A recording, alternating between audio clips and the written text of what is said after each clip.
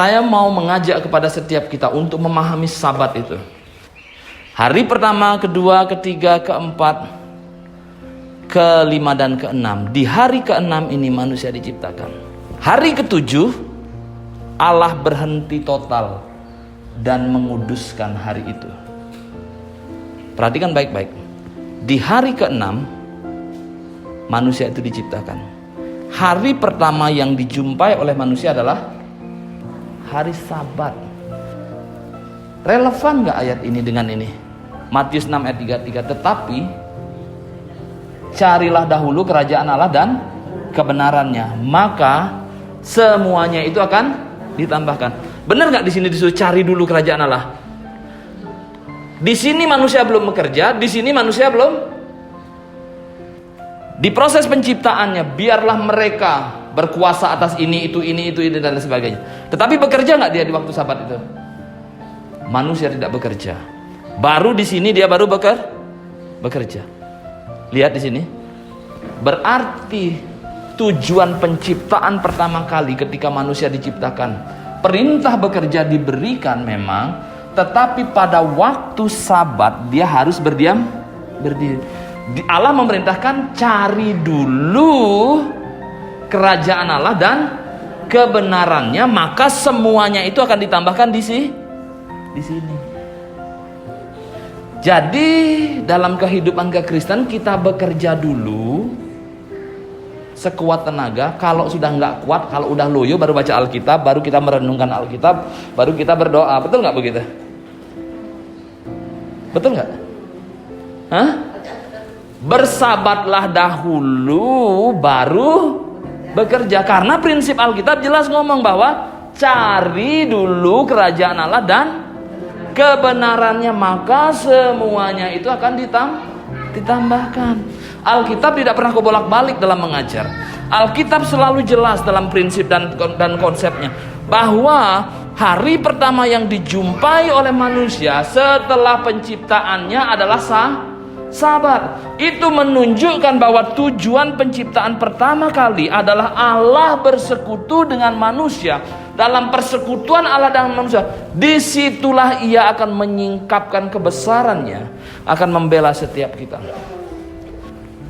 Hari pertama, begitu Allah selesai menciptakan, dia berkata segala sesuatunya itu baik, good. Di hari kedua, begitu Allah menyelesaikan pekerjaannya, dia berkata maka dilihat semuanya itu baik, sampai di hari keenam. Tetapi di hari ketujuh, dia berkata bahwa apa yang diciptakan dari hari pertama, kedua, ketiga, keempat, kelima, keenam, ini dirayakan pada hari yang ketujuh. Jadi Sabat itu berbicara tentang perayaan Allah atas segala ciptaan yang sudah dilakukan dari hari pertama sampai dengan hari ketujuh. Itulah yang disebut dengan Menuha dalam bahasa Ibraninya.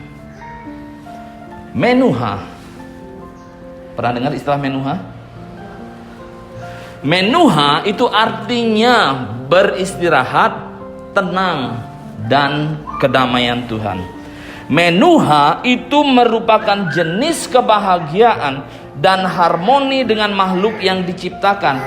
Dan sebaliknya, manusia dan makhluk-makhluk itu harmoni dengan Sang Pencipta. Apa hubungannya Sabat Menuha dengan surga? Sabat Menuha itu berbicara tentang istirahat, berbicara dengan ketenangan, kedamaian. Jadi kalau kita melakukan Sabat, sesungguhnya kita sedang menarik suasana surga itu turun di tengah-tengah kita. Kalau kita tidak bersabat, berarti kita sedang melepaskan diri, membebaskan diri dari keterikatan dengan surga. Menuha memiliki arti yang sama dengan Shalom.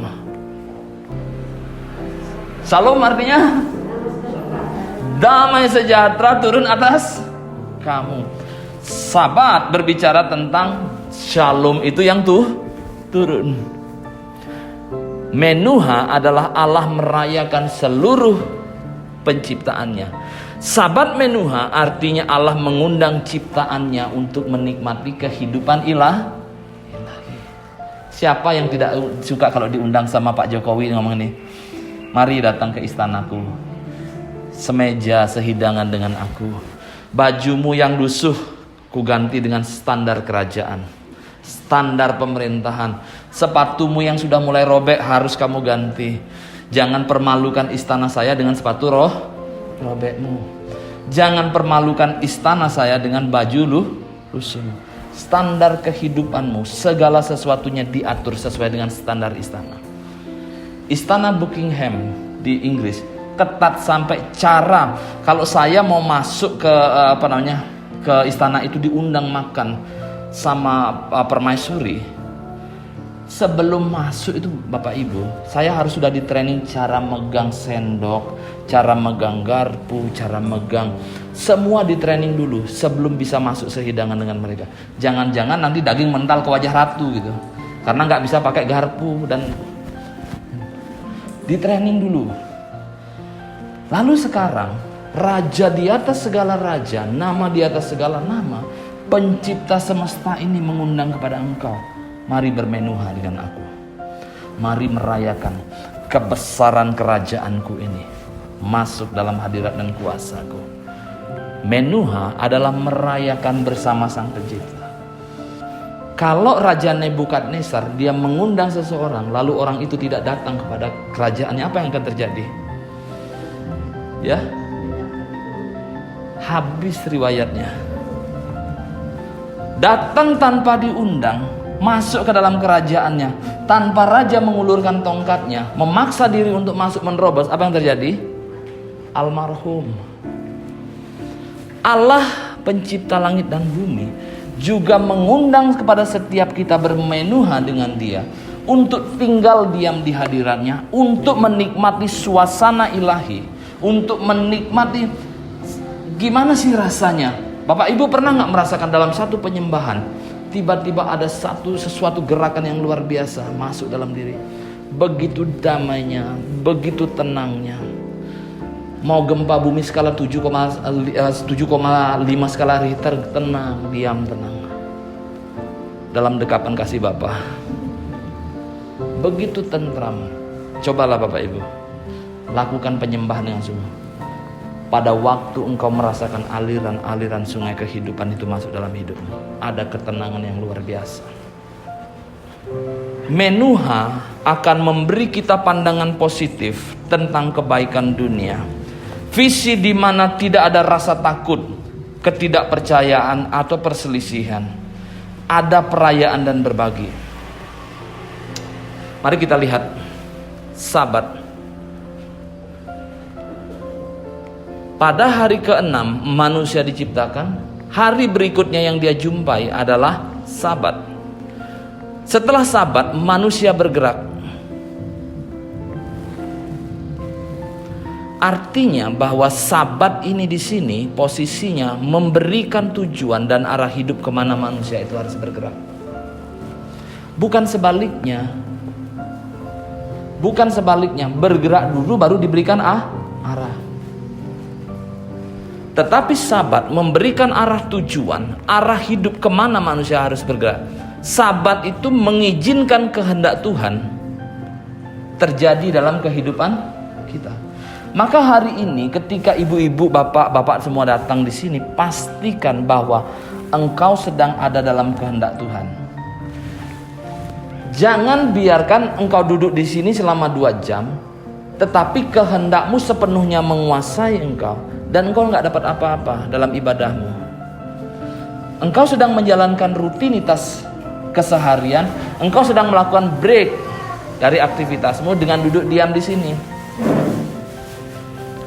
Tetapi yang sesungguhnya adalah ketika engkau ada di sini dalam ruang ibadah, engkau sedang melepaskan kehendakmu dan memberi diri untuk diisi oleh kehendak Tuhan. Apapun yang engkau mau Tuhan untuk aku lakukan, aku lakukan. Kemudian Sabat itu berbicara tentang menikmati suasana surga selama ada di bumi. Coba perhatikan firman Tuhan baik-baik.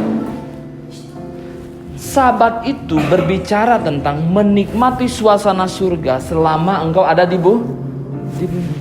Maka dari itu kalau firman Tuhan jelas ngomong kepada kita, kalau engkau masih bermasalah dengan tetanggamu, datanglah, selesaikan dulu masalahmu. Kalau engkau sedang bertengkar dengan suami atau istrimu, selesaikan dulu baru masuk ke sini beribadah. Sebab kalau kamu masih bermusuhan, kamu masih kalau bahasa Balinya bilang puek, Sabat itu tidak akan pernah menjadi tempat suasana surga bagi engkau. Basa ngenu punya, sirah nu kebet-kebet, ingat aja omongannya gitu. Kita masih marah, kita masih menanggung dendam. Lalu kita beribadah di sini, lalu mengatakan bahwa, oh puji Tuhan, oh haleluya, itu hanya sebuah kebohongan saja. Kenapa? Sesungguhnya engkau tidak sedang menikmati suasana surga. Tetapi kalau hidupmu beres, urusan hubunganmu ke atas beres, ke horizontal maupun vertikalnya beres, maka sesungguhnya engkau sedang menikmati suasana surga.